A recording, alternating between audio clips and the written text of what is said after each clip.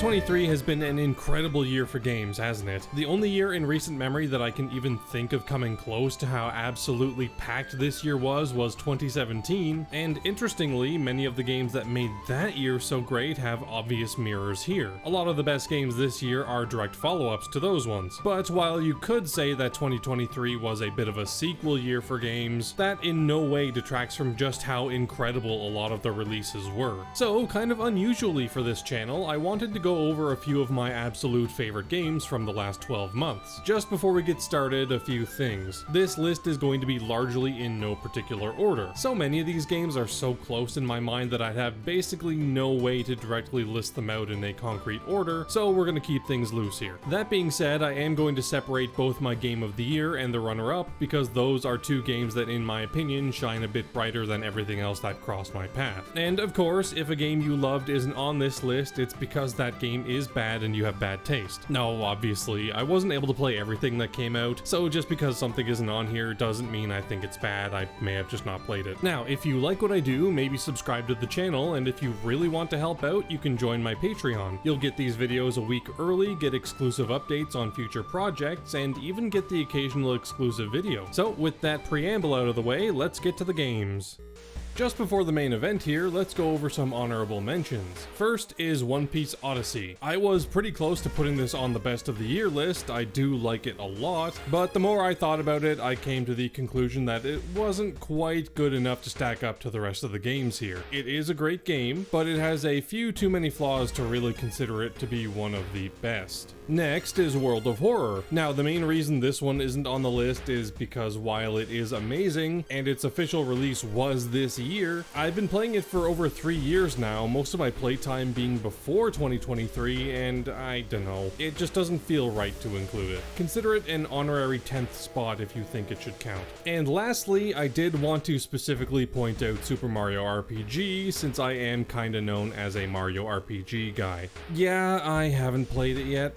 I'm like super Mario'd out right now and have no motivation to get into another Mario game at the moment. It is on my list and I will get to it eventually, but it's far from being a priority. I may not even get to it next year on my own time. But enough of all that, let's get into the good stuff.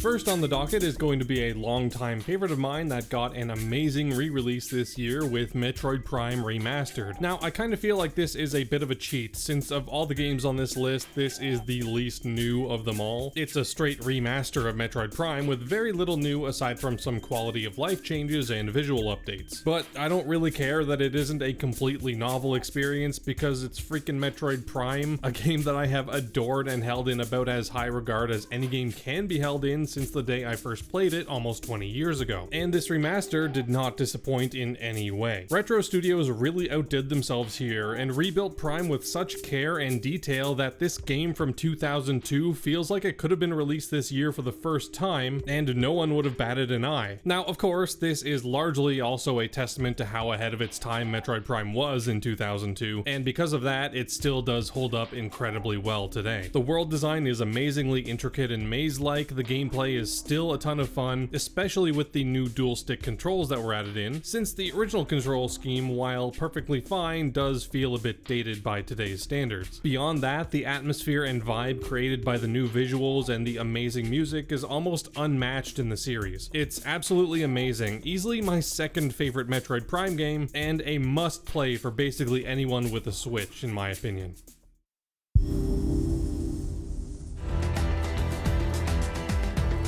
Okay, so this is another bit of a cheat as, yeah, this isn't actually a full game, and unlike Xenoblade Chronicles 2's expansion, Torna, this one can't even be bought separately. I really wish it could be though. But heck, Metacritic has a full separate listing for it, and it is, for all intents and purposes, a full-length complete experience, so I'm going to include it here. Alright, so up until now I've been using Xenoblade 1 footage as to not immediately hit people with spoilery stuff, so if you haven't played this and want to, maybe avert your eyes for the next few minutes. I went into this expansion with a lot of high expectations. Xenoblade 3 is probably my favorite game of last year, and with this being promised as a sort of conclusion to the Xenoblade story as we know it, it really had some enormous shoes to fill. Thankfully, in my opinion, it basically exceeded all of those expectations. On the gameplay side of things, it takes a really cool detour from what we normally get with the base game's combat and simplifies the scope, but expands on the details, if that makes sense. Rather than any character being able to be any class and use any skill, each character is set to one class, but is given much more expansive sets of abilities to expand their roles. This lets Monolith balance things out much more and creates a squad that felt good to control no matter who's in charge. But where it really excels is its narrative and world, if mostly because it's a bit of a victory lap of all of the cool stuff from the Xenoblade world. There's tons of amazing references to previous games, a really cool area that makes use of one of the most iconic landmarks in the series, which is something that the base game does too, but it's so much more impactful here because the cast of characters is also, in a lot of ways, a bunch of all-stars. It's really just one of those games that make the fanboy in me go crazy, and while I definitely see that not affecting everyone, I'm not going to pretend it doesn't have that effect on me. It's not for everyone, but it is very much for me.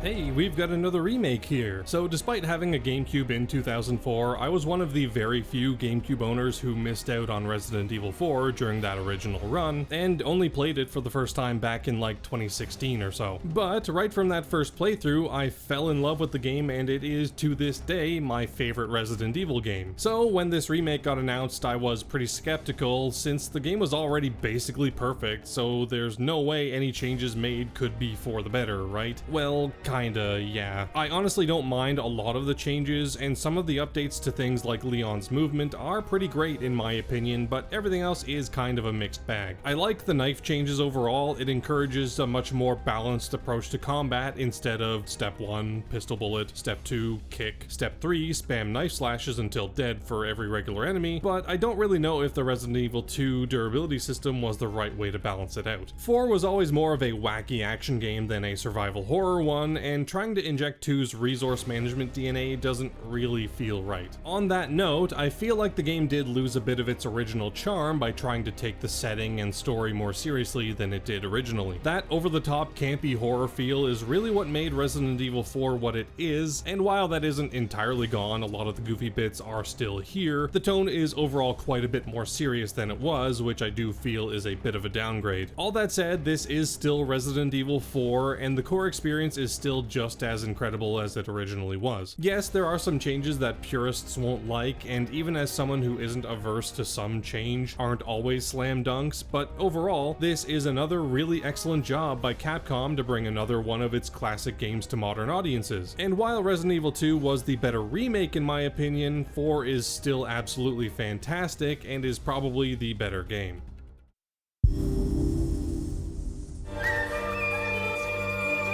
Hey, I bet you didn't expect to see this one outside of the top 2, didn't you? Now, to be clear, this isn't entirely its own fault. Tears of the Kingdom is absolutely astonishing in so many ways, and is basically a replacement level improvement over Breath of the Wild. I was already a Breath of the Wild apologist, I adored what that game did, but what Tears of the Kingdom was able to build on from that already fantastic foundation is nothing short of incredible. Breath of the Wild's open-air world design did kind of end up feeling like a bit of a marketing ploy, because while you could glide around to get to new places quickly, you are pretty much always going to hit the ground at some point. But I feel like Tears of the Kingdom truly delivered on that original concept, because thanks to the Sky Islands, the depths, the Zonai tools, and the game's new abilities, you're truly able to go anywhere you want, explore the world and the sky to your heart's content, with so much more freedom than basically any other game ever made. Add in the fact that this game does a lot more to bring in more of the experiences we'd missed out on in Breath of the Wild, like temples and actual story to be involved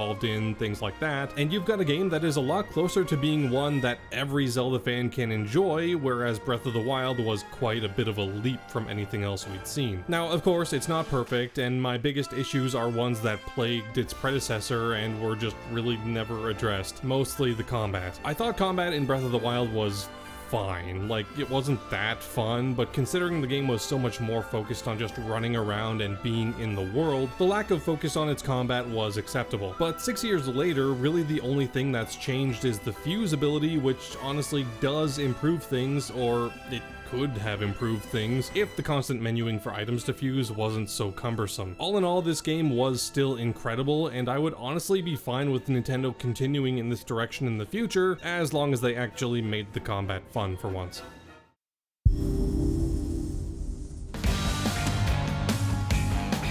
HighFi Rush is easily the biggest surprise of 2023 for me for all the right reasons. This game rocks, literally. It's been a long time since I played a game that encompassed the late 90s, early 2000s culture so well. From its protagonist Chai being a slacker loser wanting to be a rock star despite not actually playing guitar, to its mix of comic book and graffiti styled visuals, to its high octane rhythm based gameplay. It's kind of a mix of Fooly Cooly, Rhythm Heaven, and Kingdom Hearts, and I absolutely adore it. It's so much fun. Now, don't let the fact that it looks like a beat 'em up fool you. This is a rhythm game through and through. Everything in the world moves to the beat of the music, and I do mean everything. The level design, the enemies, your attacks, it's all moving to the music. It makes just playing the game such a musical experience, even more than most rhythm games, and it gives a near perfect flow, if only the actual platforming was as good. Chai doesn't have nearly enough air mobility to make the platforming be anything more than a bit of a buzzkill. It doesn't flow nearly as well as everything else. But that's honestly my biggest complaint. Everything else is super good, and it all ties together amazingly with its overall style and attitude. HighFi Rush is so self-indulgent, constantly going from crazy set piece to crazy set piece, dropping near constant references to anime and pop culture, making fun of itself the whole time, and it pulls it all off with so much confidence that it never really comes across like it's trying too hard. It's really kind of amazing that it was able to work as well as it does, and even more amazing that it kind of just came out of nowhere, literally being shadow dropped on the day it released with nobody really knowing anything about it beforehand. But I guess that kind of fits with its entire MO, the dark horse that with no word or warning just shows up and blows your mind. Sorry Starfield, but this is the best game Bethesda released all year, and it's not even close.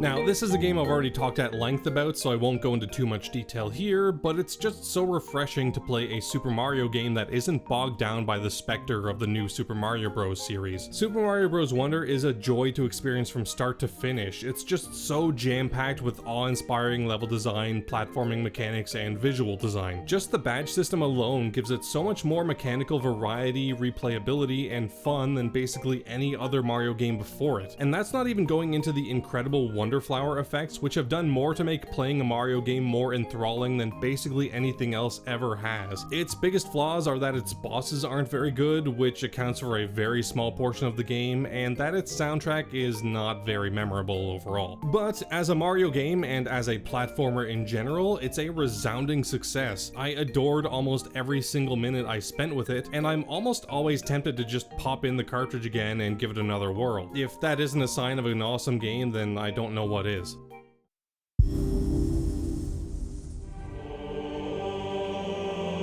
I bet this was another one you weren't expecting to see outside the top 2, eh? Now, this is another weird one because this is the only game on this list that I'm willing to put here that I haven't actually beaten yet. I have put quite a bit of time into Baldurs Gate 3 and have a good idea as to how it'll play out for the most part, from a mechanical gameplay perspective at least, but yeah, I'm nowhere near done with this one. That's because this game is basically unrivaled in terms of both size and scale, and as a top-down RPG, one that truly values the player's time, choices, and character, it's so important to have all of those options and branching paths that'll make the world feel real, like it's genuinely reacting to the player's actions. It plays out like a D&D campaign with a really good dungeon master, one that's always got new ideas and story opportunities planned out for everything you do and everyone you meet, which is something that pretty much no other game is able to do for various reasons, none of which are laziness, by the way. One of the reasons Baldur's Gate 3 was able to go so big was because Larian built this on top of their previous previous enormous RPG, Divinity Original Sin 2. I adore that one as well, and it's another game I still haven't beaten, but having played a ton of it, I was able to slip right into Baldurs Gate 3's systems pretty much seamlessly. It's basically just that game, but with D&D mechanics on top for flavor, and that's not a bad thing by any means. Now, it does have a lot of the same quirks and weirdness that comes from Divinity, but those issues are really quite small and barely worth talking about at all. This is a game that I'll probably be plugging away at for a very long time, and I don't see it getting stale anytime soon. It definitely deserves all of its accolades, even if there are a few games that I played this year that I enjoyed more.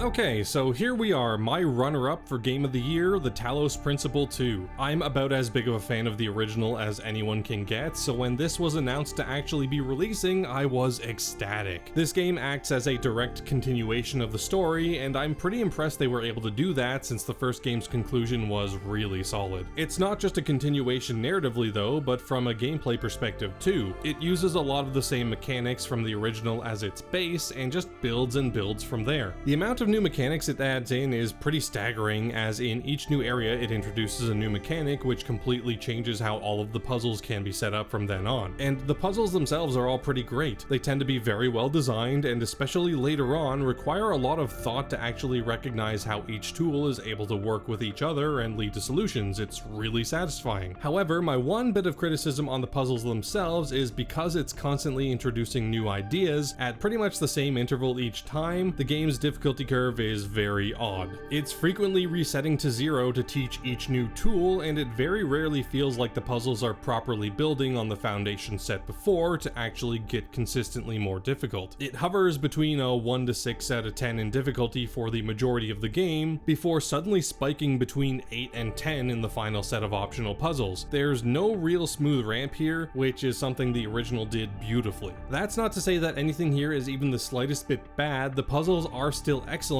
and I was really motivated to search them out due to the way the game handles its story and themes. The Talos Principle was a very introspective game, being very focused on the philosophy of what it means to be human from an individual perspective. It's incredibly well written and very thought-provoking, to the point that I was kind of worried about what the sequel would attempt. But I was really impressed the entire way through. It tackles a lot of the same philosophical quandaries, like what it means to be human, but it approaches them from a different angle. The Talos Principle 2 is all about what it means to be human as a member of a society, what it means to be a part of something much bigger than yourself, and it's handled fantastically. It also brings in a mythological perspective as well, pulling from Greek mythology and the story of Prometheus, which is a really cool angle, as the first game was largely framed in Christianity. Man, I love this game so much. It's the first game I went out of my way to 100% this year, and it was very close to being my favorite game of the year. If it was able to introduce its mechanics and ideas a bit more organically instead of forcing them out so linearly in each area, it probably would have been number one, but oh well, there is still one game that I loved even more.